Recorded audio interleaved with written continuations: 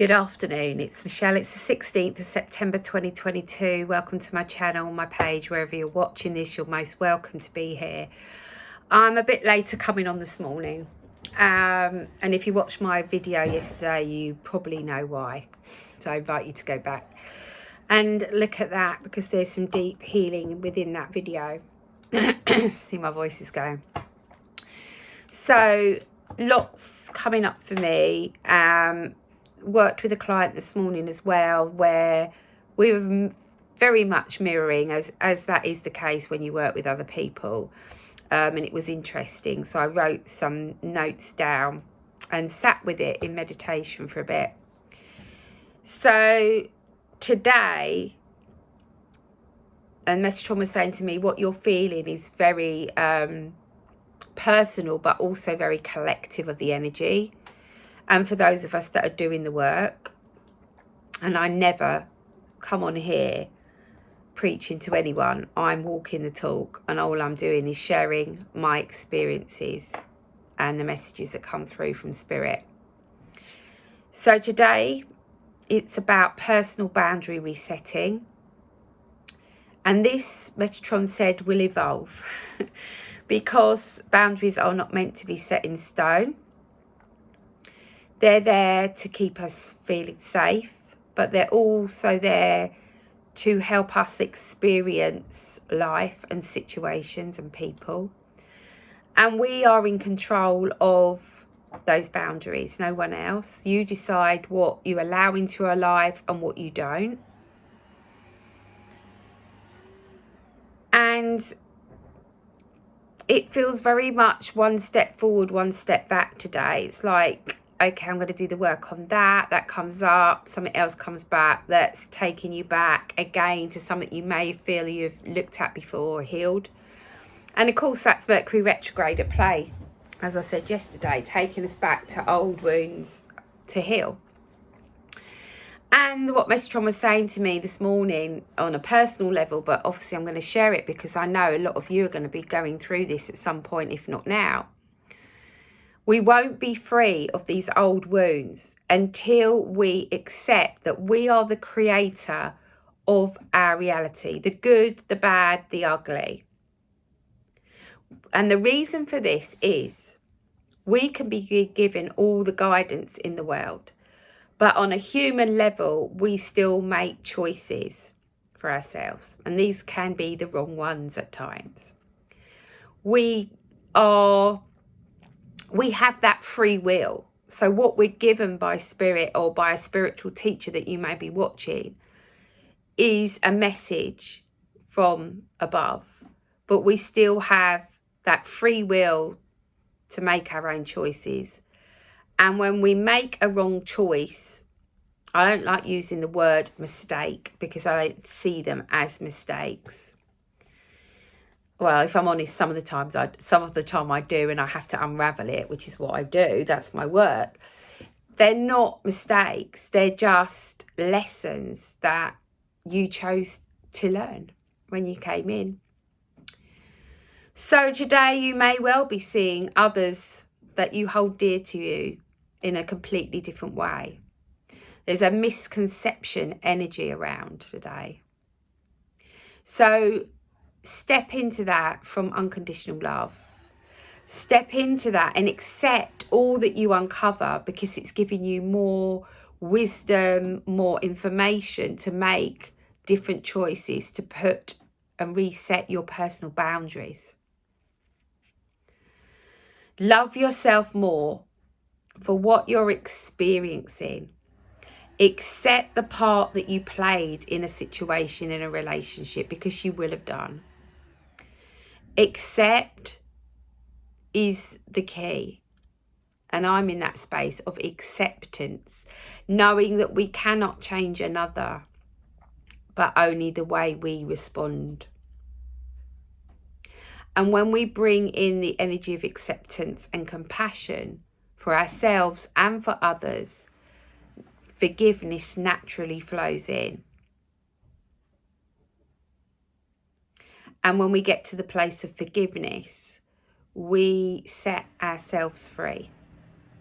That doesn't mean you forget what that person said, or what you said, or what you did, or what they did. It just means that you've come to a place of accepting that lesson or accepting that person as they are. Stop trying to change them. Stop trying to get them to see your point of view because they're not in that space. And placing in a boundary. And then coming into the energy of acceptance and compassion. Because that's when we step into forgiveness, as I said. It also helps to balance our own personal power so we can step into our own power. Make our own decisions without relying on others. Ultimately, we choose what we allow in our lives and what we don't. And that's the theme of today. That's where I'm personally at. Stepping into compassion, accepting I will not receive closure. And that's not easy. So acceptance, compassion, forgiveness. And I'm going to pull from the Light Seers Deck Tarot. And as you know, I read these intuitively. I will look at the book if I feel we need to. But Metatron, what card do you want to pull for us today on boundaries and acceptance? That one is just flown on the floor.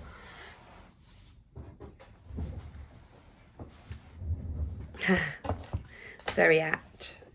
It's the Two of Swords, for those that you know the tarot meaning. But for me, this is a time of what can't you see? What are you avoiding seeing in another or in yourself?